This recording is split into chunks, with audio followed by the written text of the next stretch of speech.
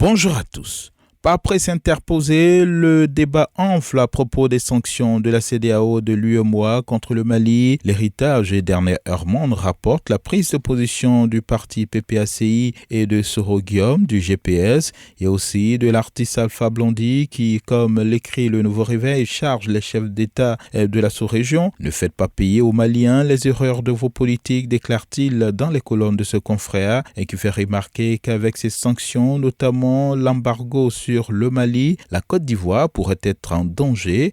L'héritage pointe justement le risque sécuritaire que fait courir la CEDEAO à ce pays qu'est le Mali et aussi à la sous-région et s'interroge alors qu'elle prétend disposer d'une force militaire pour agir au Mali, qu'attend donc la CEDEAO pour chasser les djihadistes? L'Inter qui fait noter lui aussi que la mégastar ivoirienne Alpha Blondy interpelle les chefs d'État de la CEDEAO se fait l'écho de la déclaration de Guillaume Soro qui depuis son exil prend position en apportant son soutien aux autorités de la transition, non sans oublier de saluer la libération de Bensouk, l'un de ses partisans qui avait été arrêté l'année dernière au Mali. Tout comme son confrère du groupe de presse First News, Soir Info, fait référence au-delà de ces sanctions à une guerre froide qui fait rage au Mali, voyant un jeu de positionnement des Occidentaux dans la sous-région, s'appuyant notamment sur des analyses du politologue Geoffroy Julien Kwao, pour qui nous assistons au retour de la guerre froide avec un affrontement de grande puissance dans le désert malien.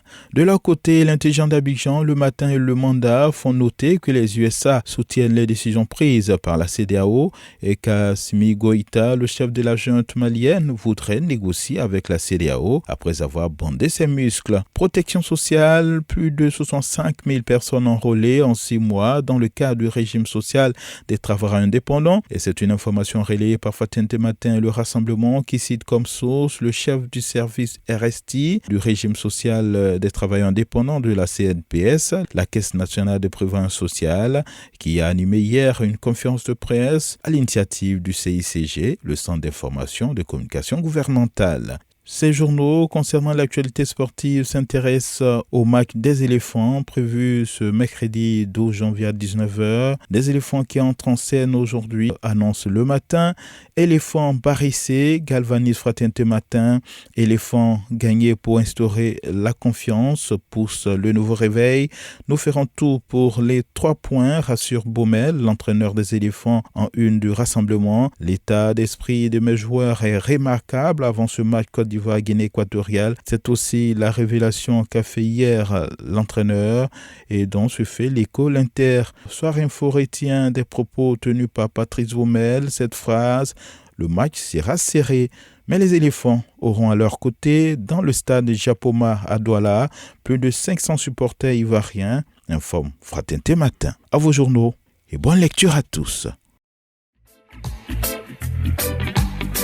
Radio de la paix. Se parler, s'écouter, se comprendre.